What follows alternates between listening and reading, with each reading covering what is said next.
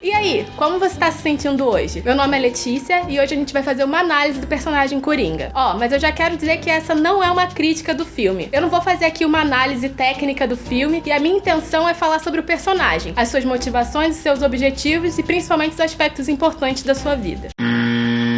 Esqueci de falar, mas esse vídeo tá recheado de spoilers, então se você ainda não assistiu o filme, corre lá, assiste e depois volta aqui. O primeiro que eu escolhi pra fazer isso, então, é o Coringa, ou melhor, o Arthur Fleck. O filme começa a nos mostrar a sua vida lá pelos seus 30 a 40 anos, onde ele mora num apartamento pequeno, em condições precárias, numa Gotham caótica dos anos 80 com a sua mãe doente. Tem vários momentos importantes ali pro desenvolvimento do personagem no filme, mas primeiro eu vou comentar dois: seus primeiros assassinatos e a descoberta do seu passado. Logo que ele mata pela primeira vez, ele tem uma reação muito natural em situações de conflito. Ele se desespera e tenta sair dela, o que pode significar que tem ali uma presença de noção de moralidade, ou seja, ele ainda não estava completamente fora de si. Em seguida, nós vemos aquela cena da dança dele, que nos mostra que apesar de estar ciente das possíveis consequências da gravidade do seu ato, algo trouxe ali um conforto, uma sensação no mínimo boa. Mas por quê? Até então, o filme tinha apresentado um Arthur passivo que não reage nem argumenta em situações de estresse, como aquela quando ele é questionado sobre a placa e se a agressão que ele sofreu realmente aconteceu. No momento em que ele consegue reagir à violência que ele sofre, tendo um poder maior, claro, que é a arma, tem uma sensação aparente de tomada de rédeas da vida, de poder controlar as coisas que acontecem com ele. Já a cena em que ele descobre sobre o seu passado é importante, porque se antes já tinha uma baixa autoestima e sensações de abandono, solidão, falta de sentido na vida e desimportância, a tomada de conhecimento do abandono pelos pais biológicos e os abusos sofridos com consentimento da mãe adotiva intensificam e confirmam esses sentimentos, trazendo a ideia de que a sua vida foi uma mentira e que ela não passava de uma piada.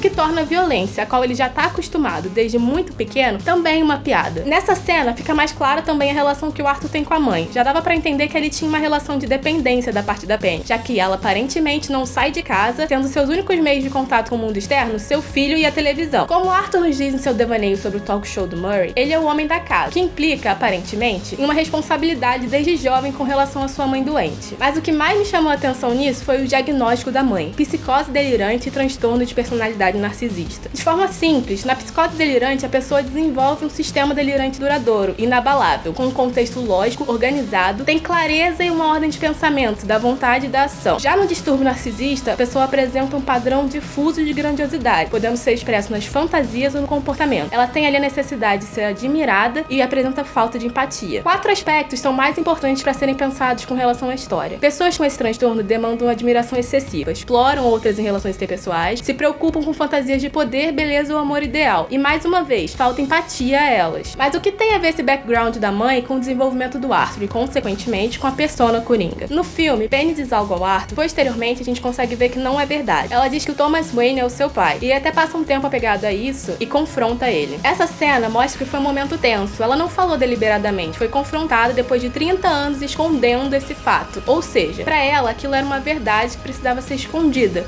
E não uma mentira pra se aproveitar de uma situação. Ou seja, ela realmente acreditava que tinha tido uma relação amorosa com Thomas e que precisava esconder isso para manter as aparências. Pode ser realmente que tenha acontecido alguma coisa entre eles dois, mas essa relação que ela imaginou não é real. Esse é um exemplo da manifestação da psicose delirante dela e também do narcisismo. Afinal, o delírio dela é relacionado a um amor correspondido de uma pessoa poderosa na cidade em que ela vive. Em um outro momento, a gente vê a Penny sendo questionada em Arkham, onde é revelada a violência física que o Arthur sofreu, que foi tão séria a ponto de deixar sequelas permanentes na sua vida. Por exemplo, o transtorno de expressão emocional involuntária. Aquela risada fora de hora que traz tanto incômodo a ele. Quando perguntam a ela sobre o assunto, ela diz que ele sempre foi um menino muito feliz, o que até rende o apelido de rap a ele. Uma fala que pode ter a ver com seu transtorno de personalidade, dificulta a percepção do outro para além das próprias necessidades. O narcisista tende a ter 2 comportamentos conflitantes em relação aos filhos. Ou eles são extremamente ditadores, ou são negligentes, podendo até alternar entre esses 2 comportamentos. Pra mim, parece que a Penny tá mais pro segundo espectro. Essa negligência acontece porque o narcisista é muito voltado pra si, dando menos importância aos outros e inconscientemente vendo as pessoas como objetos para conseguirem o que querem. Como ela tinha criado aquela fantasia sobre o Wayne, possivelmente a adoção do filho fazia parte de uma estruturação dessa ilusão. Nesse caso, o filho funciona como um objeto para dar suporte à fantasia psicótica. Como consequência disso, pode-se criar um lar não de amor, de afeto e confiança, mas de dependência e incerteza. A criança ali se torna um espelho dos desejos da mãe, mas por ser um ser vivo com desejos próprios, pode ter experiências traumáticas, com críticas críticas excessivamente duras quando não corresponde às expectativas narcísicas dessa mãe, ou quando não tá totalmente voltado pra vida dela. Existem momentos que exemplificam isso muito bem. Por um lado, a Penny diz que o Arthur veio ao mundo pra trazer felicidade. Nesse sentido, a felicidade pra ela, pra servir aos propósitos do delírio dela. Por outro lado, quando ele demonstra ter interesse, talvez sucesso com o stand-up, ela o diminui, dizendo que ele deveria ser engraçado pra isso. Esse tipo de criação pode gerar baixa autoestima, insegurança, sensação de significância, como se ninguém se importasse com ele. Afinal, foi como a sua relação primária se desenvolveu. No filme, isso é retratado nos desejos expressos nas fantasias do Arthur. Logo no início, a gente já vê a primeira fantasia, aquela do programa do Murray. Ali, o Arthur nos mostra o desejo de ser notado, valorizado em esforços que não são reconhecidos normalmente, como cuidado com a mãe dele e, principalmente, ser querido por alguém que lhe seja familiar. Esse último, a gente vê quando o Murray do delírio diz a ele que ele é um ótimo rapaz e que largaria tudo pra ter um filho como ele. A pessoa escolhida também não parece ser aleatória. Vemos uma admiração da mãe e dele por esse personagem e parece que ele tá diariamente na programação da casa. Uma outra fantasia que mostra esses desejos é com a vizinha, a Sophie. Depois daquele primeiro contato no elevador, onde ela é simpática com ele, parece até compartilhar um mesmo sentimento com relação às condições de vida naquele lugar, o filme mostra um relacionamento entre os dois, no qual ela traz um amparo afetivo pra ele. Ela acompanha ele no hospital quando a mãe dele tá internada, apoia a imagem do palhaço das mortes do metrô, chegando a dizer que pra ela, ele é um herói. E ela também comparece no stand-up, apoiando a sua carreira. Um tempo depois, a gente descobre que essa relação existiu apenas na cabeça dele. Essa parte do stand-up é a terceira e última fantasia que eu acho importante destacar. Essa cena mostra um Arthur nervoso com a sua apresentação, que faz a sua risada desconfortável, fora de hora, aparecer. Mas em seguida, a gente vê ele conseguindo dominar a situação e sendo aplaudido, ovacionado. Não demora muito até a gente perceber que aquilo não passou de uma ilusão da cabeça dele, e a realidade foi bem mais difícil, o que faz até ele virar uma chacota no talk show do Murray. Esse momento pode significar uma destruição de mais uma ideia de ser validado, ter suas qualidades reconhecidas. Uma não, na verdade duas. Ali se desfazem a ideia de um Murray que é carinhoso com ele e a ideia de algum sucesso na vida. A partir disso, a gente consegue ver as cenas que eu considero como as mais definitivas para sua desestruturação, a da descoberta sobre a sua vida e a do assassinato da Penny. Quando ele mata sua mãe, a única pessoa que era próxima dele, parece que uma parte dele morre junto, a parte que viveu uma mentira, uma piada, o próprio Arthur Fleck.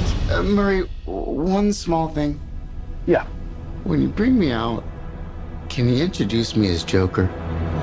Por último, uma influência para o crescimento do Coringa e, consequentemente, a queda da parte moral do Arthur é quando ele tem o fornecimento dos seus remédios cortados. O filme deixa claro que existe um distúrbio no personagem, que vai além da risada, e que esses remédios são importantes para a manutenção do seu equilíbrio mental. Nessa cena do corte dos remédios e da assistência, dá para perceber uma falha desse suporte, que vai além desse fornecimento. Tem um momento que o Arthur expressa que parece que a assistente social não tá ouvindo. E realmente, a sensação que fica é que ela faz perguntas vazias, não presta atenção no que ele relata e tá mais focada com coisas práticas, como o hábito do diário e dos remédios, e menos com as manifestações dos sentimentos dele, nas sutilezas das suas falas. Até que ele chega ao ponto de ter que dizer explicitamente que tem pensamentos negativos todos os dias. Talvez não fosse da função dela ter um olhar mais atento, mas essa parte demonstra que não houve um auxílio certo pra ele. No fim, tem a cena que representa a concretização dos desejos de ser percebido, parte de algo e se sentir pertencente. Isso começa já quando os crimes são noticiados, e ele diz que há um tempo era como se ele não existisse. Há quem diga que a cena final de desordem e exaltação do Coringa tá na cabeça do personagem, mas de qualquer forma ela mostra que ele encontrou o que procurava desde sempre, na violência e no caos que reflete seu estado interno.